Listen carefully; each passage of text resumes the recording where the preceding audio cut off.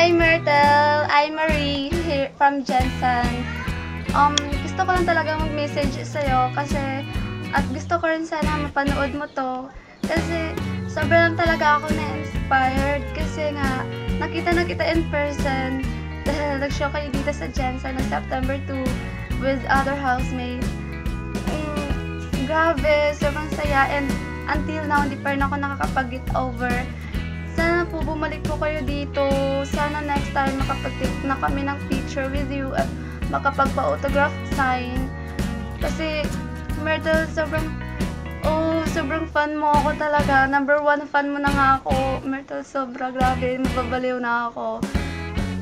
Grabe. Ang ganda-ganda mo in person. Ang cute-cute mo. Myrtle, sana pwede po, fan sign naman, real fan sign from you. Kasi talagang, oh my God, tatanahin ko yun na utang loob. Grabe, idol na idol kita. Parang lahat ng teens dito sa Jensen talagang fans mo. Ilongga man, kapwa Ilongga man, or Bisaya, talagang fan na fan mo.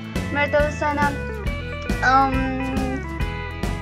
sana palagi pa kitang makikita sa TV, palagi ka pa namin makikita sa yun, palagi kami nanonood na kahit po sa masugatan and always updated sa mga nangyayari sa buhay mo.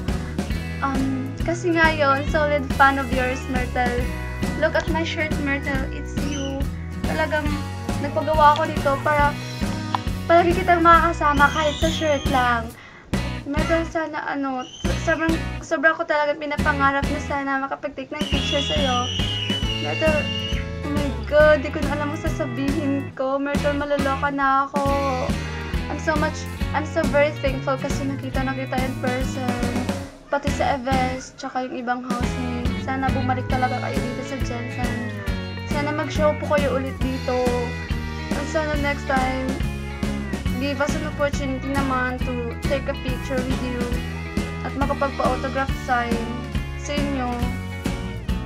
Myrtle, sobra talaga. Always take care. God bless you. Sana marami pang opportunity na darating sa buhay mo. And stay cool.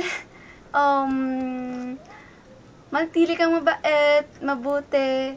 Tsaka manatili kang inspiration sa lahat ng tao. Hindi lang dito, sa buong mundo. Grabe, stay beautiful in and outside. Inside and outside. Grabe, Myrtle. Malaloka na ako talaga. Myrtle, sana mapanood mo tong message ko talaga. As in, gusto ko talaga mapanood mo to.